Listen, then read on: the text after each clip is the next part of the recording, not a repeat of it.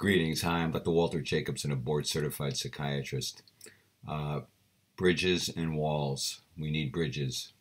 Or do we need walls? Or do we need bridges? Or, no, we need walls. Yeah, walls. No, wait, we need bridges. Look, we need both, okay? This either-or game that people play where, because, for example, Trump wants a wall, Hillary says, no walls, bridges. Walls are bad. Well, no, walls aren't bad. Odds are she has walls in her house. Odds are she has walls around her house. You know, odds are Donald Trump wants bridges. It's just so ridiculous to paint this all or nothing, black or white view of people, whether it's politics or relationships, whatever it is, get real. Recognize the truth of something, even if there are falsehoods embedded in it.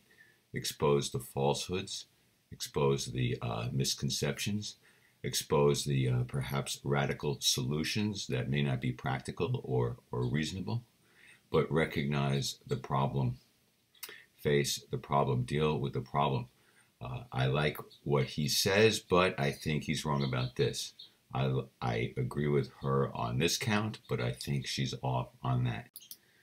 This will serve you well in relationships, your interpersonal relationships. Rather than demonize your partner and just paint them as all this or all that, or you always do this, you never do that, or whatever it is, to just paint them in an extreme black or white position isn't going to get you anywhere, isn't going to help you to negotiate a happy, sustainable relationship. You need to be able to point out the good aspects of your partner at the same time that and acknowledge them and appreciate them and be grateful for them at the same time that you say, okay, but these things are not cool.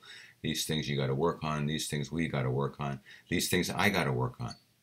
It can't be you're awful and I'm a saint. You've got to recognize the good and then work on the bad or the problematic in terms of what you expect of other people and in terms of what you expect of yourself.